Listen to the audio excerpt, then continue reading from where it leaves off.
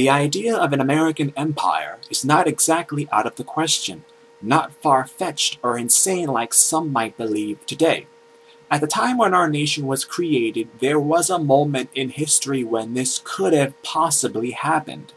As an Asian American, the idea was rather interesting to me, that the United States of America could have thrown out the British crown, rather preferring one of our own.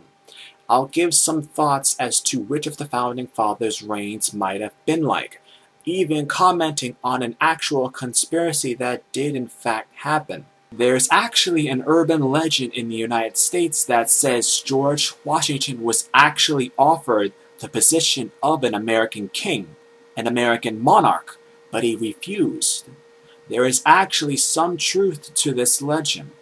After the British Empire was defeated and the United States recognized, there was a crisis. The future of the nation was uncertain, as George Washington was unanimously voted to become the first president of our nation. But there was another reason for this. Washington himself had no sons, so there was nothing to pass on to, no heir. Unlike some of the other Founding Fathers who had potential heirs to pass an American empire to, Washington himself was firmly against being a king. After all, this was the point of the Revolution. Why fight and declare independence from the British rulers and proclaim yourself as one? It makes the whole revolution useless. After the revolution, the country was broke.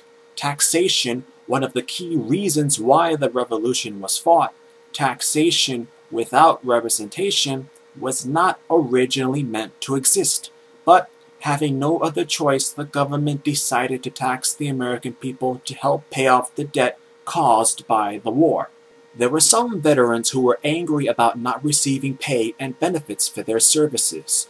There were some who were even considering using armed force against the Continental government to address their grievances and concerns. On the 22nd of May, 1782, the Newburgh letter was sent to George Washington, who is camped out at Newburgh, New York. Written for the Army officers by Colonel Louis Lacolla, it proposed that Washington should become the King of the United States of America. Washington himself reacted very strongly against the suggestion and was deeply troubled by it. The very idea that with the revolution almost over, there might be a secret coup d'etat attempt by certain army officials. Washington, in a response to a letter from Alexander Hamilton, said that while he sympathized both with the plight of his officers and soldiers and with those in Congress, he would not use the army to threaten the civil government, a course which Washington believed would violate the principles of republicanism for which they had all been fighting for. A small group of officers, led probably by Major John Armstrong, Jr., aide to Major General Horatio Gates, attempted to forestall Washington's intervention, viewing him as too moderate.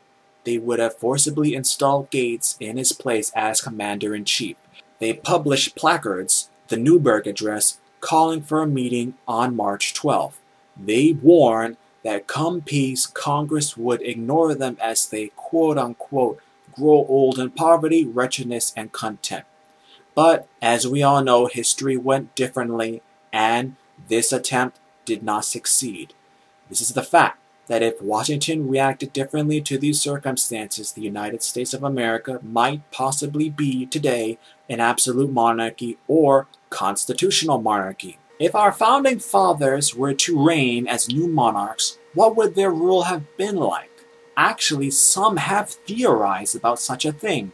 It's not completely mad to think this. Let's start with the man, the myth, the legend, George Washington. When most people think of an American monarch, he's the one that immediately comes to mind. I would think there would be a progressive era if Washington was to reign as a monarch. Morale would be high, seeing as how he led the country to victory during the Revolution. I don't think he would place much faith in making alliances with other European monarchs. I think he would make rather diplomatic relations than royal alliances. Besides being the first possible monarch of an American empire, I would say that he would not want to rule in an absolute form. I would think he would possibly want to go with something along the lines of a constitutional monarchy, or having something similar to a prime minister. With Washington having no children, his relatives would possibly continue the Washington name when he was gone. Next is Thomas Jefferson, the one I think who would be most suited to being the king of the United States or emperor of an American empire. In my previous narration, The Theory of American Empire, Jefferson had views on what the United States should be, and made no attempt to hide this. I think his reign would be open at first, but become slightly more authoritarian as time went on. He would want to rule as an absolute monarch and have little tolerance for Britain. I think he would have led a charge to annex Canada or be involved in some part of an alternate 1812 campaign.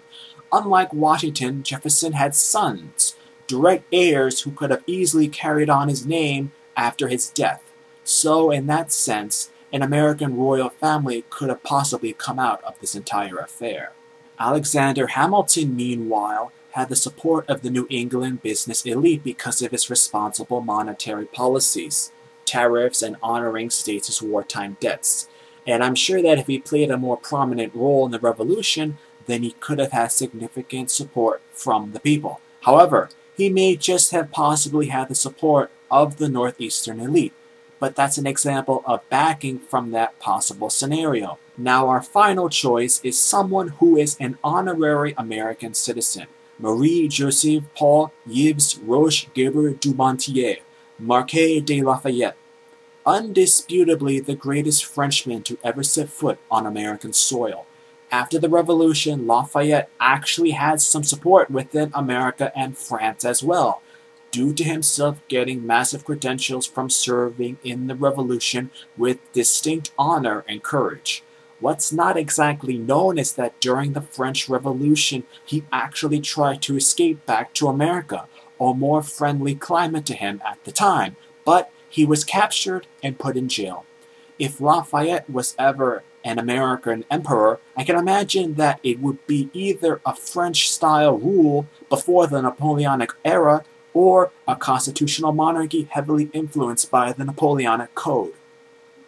There are some other important founding fathers of the United States of America, but those I selected, I thought, would make most sense and had a possibly realistic stance of ruling America if in fact there was a constitutional monarchy or absolute monarchy in theory. So, what do you all listening think? What do you have to say on the topic? Leave a comment. And God bless America.